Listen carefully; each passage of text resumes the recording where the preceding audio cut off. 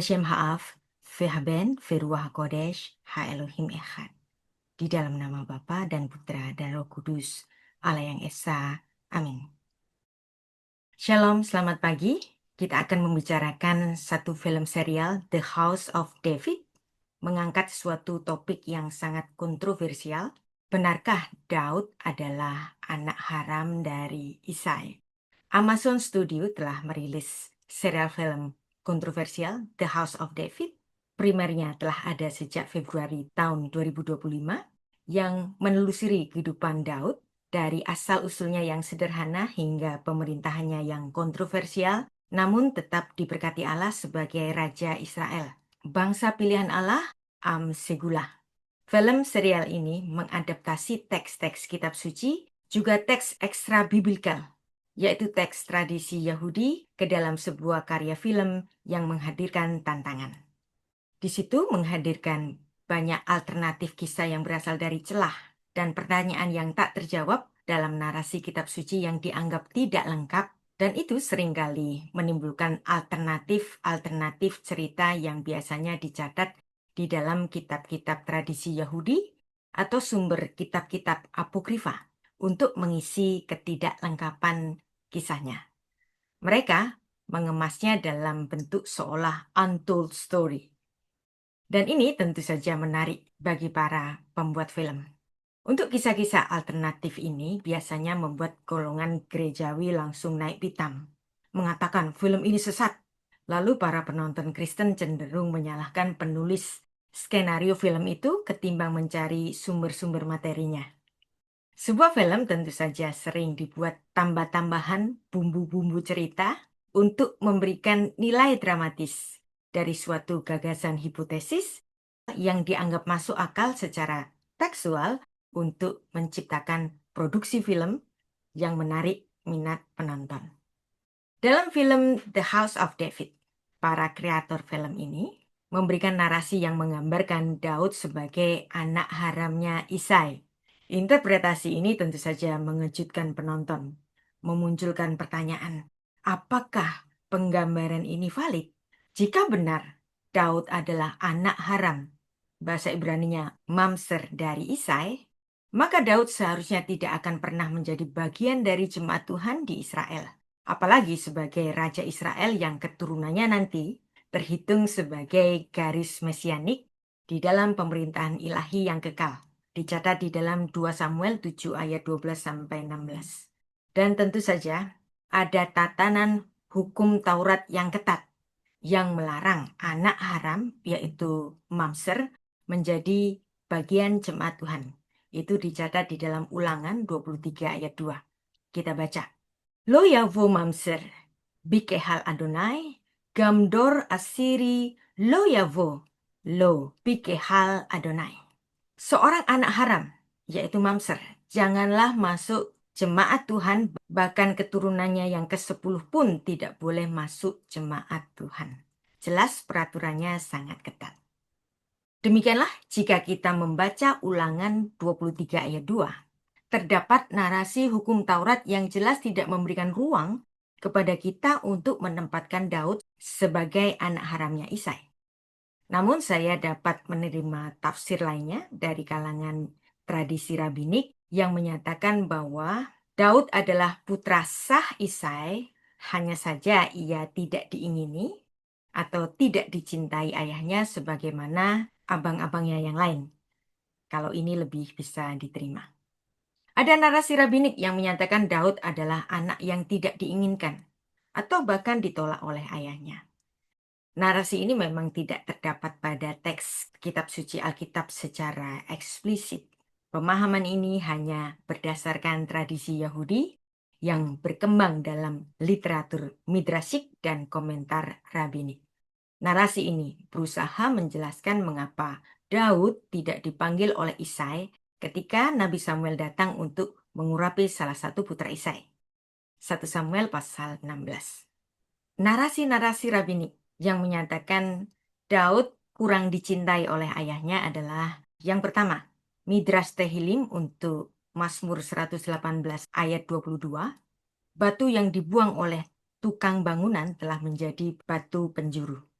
Midrash ini menyamakan Daud sebagai batu yang dibuang dan menyatakan bahwa semua saudara-saudaranya memandangnya rendah dan Isai tidak percaya bahwa Daud bisa menjadi Raja Israel. Yang kedua, narasi dari Yalhud Hamakhiri. Yalhud Hamakhiri adalah kumpulan midrash atau kompilasi tafsir rabbinik atas kitab suci tanah disusun oleh seorang yang bernama Mahir ben Abamari. Dalam komentar ini, dikatakan bahwa Isai dan saudara-saudara Daud meragukan kelahiran Daud dan menganggap dia bukan anak kandung Isai. Dikatakan pula bahwa Isai mencurigai bahwa ibunda Daud telah berselingkuh, sehingga Daud dibesarkan dalam pengucilan dan kehinaan. Narasi tafsir ini berdasarkan Mazmur 69 ayat 9. Kita baca ayatnya. Musar hayiti le'echai venachri livnei imi. Aku telah menjadi orang luar bagi saudara-saudaraku, orang asing bagi anak-anak ibuku. Mazmur 69 ayat 8 ini menunjukkan Daud merasa seperti orang luar di keluarganya sendiri. Maka dia berkata, aku telah menjadi orang asing bagi saudara-saudaraku. Musar hayiti le'echal. Dan sebagai orang luar atau orang asing. Venachri. Bagi anak-anak ibuku. Lebenei ini. Kata Ibrani yang diterjemahkan orang asing berasal dari kata Ibrani musar. Ini terhubung dengan kata Ibrani anak haram, mamser. Dan kemudian ada ungkapan anak-anak ibuku. Bagaimanapun, mungkin ini merujuk kepada saudara-saudara kandung Daud atau saudara tiri melalui ibu Daud, tetapi bukan mereka yang disebutkan dalam Alkitab sebagai putra Isai. Dan juga ada narasi dalam Mazmur 51 ayat 5 yang kemudian ditafsirkan sebagai Daud tidak diingini oleh orang tuanya. Kita baca ayatnya. Ben avon kholalti uvechet yehematni. Sesungguhnya dalam kesalahan aku diperanakkan. Di dalam dosa aku dikandung ibuku. Nama ibu Daud dalam Alkitab tidak disebutkan. Namun dalam tradisi Yahudi, ibunda Daud disebut Nitsevet bat Adael. Dicatat di dalam Bava Batra 91a dan di dalam beberapa midrash. Ibu Daud dipuji sebagai wanita yang saleh, yang menderita karena fitnah. Tradisi ini mengingatkan kisah Yusuf dan saudara-saudaranya, di mana anak pilihan Tuhan diperlakukan sebagai yang tidak diinginkan oleh keluarga. Namun Alkitab jelas menuliskan nama ayah Daud yaitu Isai. Ini jelas diidentifikasi dan garis silsilahnya dapat ditelusuri tanpa ambiguitas. Dicatat di dalam kitab Rut 4 ayat 17 sampai 22. Yang ketiga adalah sumber kitab Apokrifa Ibrani yaitu Sefer Hayasar, kitab orang jujur yang muncul sekitar abad 13 atau abad 16. Ada pandangan bahwa Daud diperlakukan sebagai pelayan atau budak dan dihina oleh saudara-saudaranya karena anggapan bahwa dia adalah anak haram. Ibunya bahkan menyembunyikan identitasnya karena takut penghakiman sosial. Dan Sefer Hayasar yang umum beredar saat ini adalah teks abad ke-16, dicetak pertama kali di Venesia tahun 1625. Dan ini sering dianggap sebagai kitab dalam kategori pseudepigrafa, bukan dokumen kuno asli pada zaman Daud. Karena memang rentang zamannya sangat jauh. Mengenai tafsir-tafsir ekstra biblikal, Anda jangan marah-marah dulu sama saya. Di sini saya hanya mau menyampaikan suatu tafsir rabbinik bahwa Daud bukan putra yang diingini ayahnya. Yang sebenarnya tafsir ini kurang saya setujui. Mohon Anda santai mendengarkan penjelasan ini untuk keluasan wawasan saja. Saya tahu ada sebagian pemirsa channel di YouTube saya sering naik pitam dan marah-marah, bahkan mempertanyakan kemurnian kekristenan saya ketika saya mencoba mengajak pendengar saya untuk berpikir secara filosofis. Ketika saya membicarakan Ismail, ada yang marah. Ketika saya ngomongin Hagar, ada yang marah juga. Kenapa orang-orang Kristen sendiri suka marah-marah? Ini karena mereka mendengarkan penjelasan saya dalam paradigma perang-perangan dengan polemikus Muslim. Jadi dianggapnya kalau saya membahas Ismail atau Hagar, dianggap sedang membela teman Muslim. Padahal tidak. Saya hanya mengajak Anda untuk membaca Alkitab jujur lurus apa adanya tanpa distorsi kebencian agama satu dengan agama yang lain. Dan mohon kalau masuk di kelas-kelas saya, buanglah sikap permusuhan seperti itu. Karena saya bukan mereka. Saya bukan polemikus. Saya seorang guru. Makanya kita semua perlu belajar filsafat. Supaya Anda nggak gampang marah-marah, nggak gampang kagetan, dan dapat menghadapi hal-hal kontroversi dengan kepala dingin dan bijak. Orang-orang Kristen jangan hanya makan doktrin gereja saja. Jangan cuma dengar khotbah-khotbah berkat doang. Jangan cuma dengar kata-kata motivasi para pester-pester karismatik di mimbar minggu. Anda diberkati, keluargamu pulih, suamimu akan manis kepadamu, sikap mantumu akan berubah, tokomu akan rame. Kalau Anda hanya terbatas mendengarkan khotbah-khotbah motivasi berkat yang demikian saja, Anda akan terus diiman kanak-kanak. Anda tidak akan pernah menjadi dewasa dalam berpikir. Jemaat model taman kanak-kanak yang beginilah yang gampang diternak oleh pester-pester mega church yang keren-keren itu. Maka mari kita semua berlatih filsafat. Dan kitab suci kita sumber dari segala pelajaran hikmat, yaitu filsafat. Hashem bechokmah jasad aretz. Amsal 3 ayat 19. Dan menyambung lagi mengenai Daud. Sekali lagi, Daud tidak dapat dipandang sebagai anak haram atau mamser. Sebagaimana dinyatakan dalam kitab-kitab apokrifa, Sefer Hayasar, namun sebagai individu, salah satu putra dari antara banyak putra-putra bapaknya. Daud mungkin bisa dipandang sebagai putra yang tidak diinginkan Isai. Sebagai putra yang tidak favorit, Daud boleh direndahkan oleh abang-abangnya sendiri. Tetapi menyatakan Daud adalah anak haram atau mamser seperti di film The House of David ini adalah hal yang memang kelewatan. Sehingga penting bagi kita untuk menimbang konteks biblikalnya. Dalam 1 Samuel 16 ayat 10-11, ketika Nabi Samuel datang untuk mengurapi anak Isai, dinyatakan demikian. Demikianlah Isai memperkenalkan ketujuh anaknya kepada Samuel, tetapi Samuel berkata kepada Isai, "Semua ini tidak dipilih Tuhan." Lalu Samuel berkata kepada Isai, "Inikah semua anakmu?"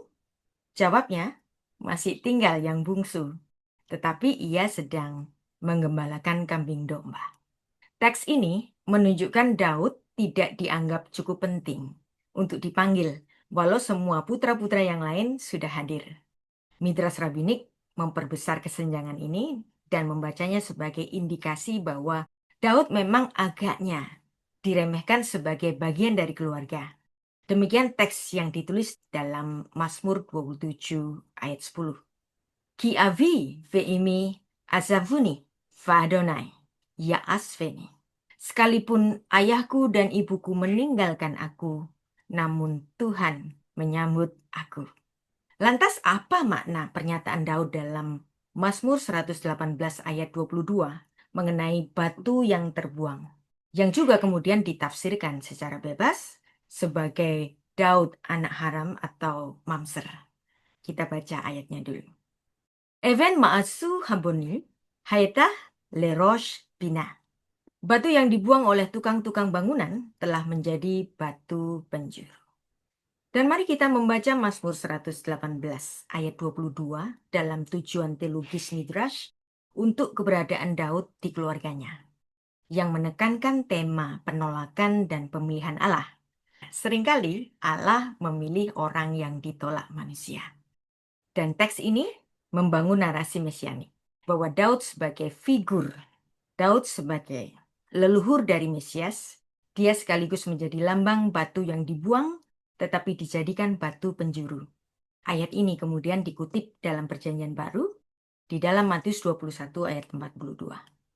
Dan dalam membela kehormatan ibunda dari Daud, yaitu Nitsefet Ban Adael, yang menjadi salah satu dari istri Isai, Midrash memberikan narasi bahwa Ibunda Daud sebenarnya tidak bersalah.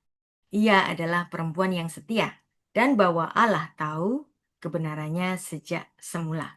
Walau bagian-bagian seperti Mazmur 51 ayat 5 menyatakan, dalam dosa aku dikandung ibuku, dan Mazmur 69 ayat 8 yang menyatakan, aku telah menjadi orang asing bagi saudara-saudaraku, dapat diinterpretasikan secara bebas dan cara yang berbeda-beda, namun perlu kita mengerti. Ketidakhadiran Daud dalam 1 Samuel pasal 16 dapat dijelaskan dengan menimbang usia Daud yang sangat belia. Mungkin dia dipandang terlalu belia dibanding abang-abangnya, atau perannya sebagai gembala dianggap tidak penting. Sikap Isai yang tidak segera menampilkan diri Daud sebagai putra bungsunya belum tentu karena rasa malu. Apalagi dikaitkan dengan tafsir yang terlalu jauh bahwa Isai malu atas keberadaan Daud karena dia adalah anak haram. Isu anak haram inilah yang dijadikan isu dalam film kontroversial The House of David. Dan kita harus mengerti, cerita-cerita ekstra biblikal, cerita-cerita di luar Alkitab kanonik, baik yang berasal dari abad ke-5 atau ke-6 Masehi, atau bahkan yang lebih baru, secara historis tidak dapat diandalkan. Mereka terlalu jauh untuk dapat menjadi saksi sejarah atas kisah aslinya. Mereka tidak dapat memberikan informasi kontekstual yang andal yang dapat menjadikan bukti keharaman dari kelahiran Daud yang sebenarnya adalah putra yang sah. Tapi tampaknya teks Alkitab ini sengaja dilemahkan untuk memuat isu film yang mungkin diinginkan menjadi viral saja. Anda tentu tetap boleh menonton film The House of David di Amazon tanpa perlu terprovokasi dengan narasi-narasi yang menggelitik yang berasal dari teks ekstra biblical. Jangan menjadi bingung dengan adanya narasi kontroversi di film ini. Marilah kita waspada, jangan mau diombang-ambingkan dengan keinginan viral dari sebuah film yang baru diproduksi ini. Mari terus bersemangat untuk mempelajari Alkitab supaya kita tidak mudah terbawa arus pada kisah Alkitab yang sudah dibelokkan. Ada pesan menarik dari kisah mula-mula Daud menerima panggilan Allah. Ketidakpedulian Isai terhadap Daud sebagai putra bungsu yang dianggap terlalu belia dan kurang pengalaman justru menjadi paradigma ilahi. Kita baca 1 Samuel 16 ayat 7.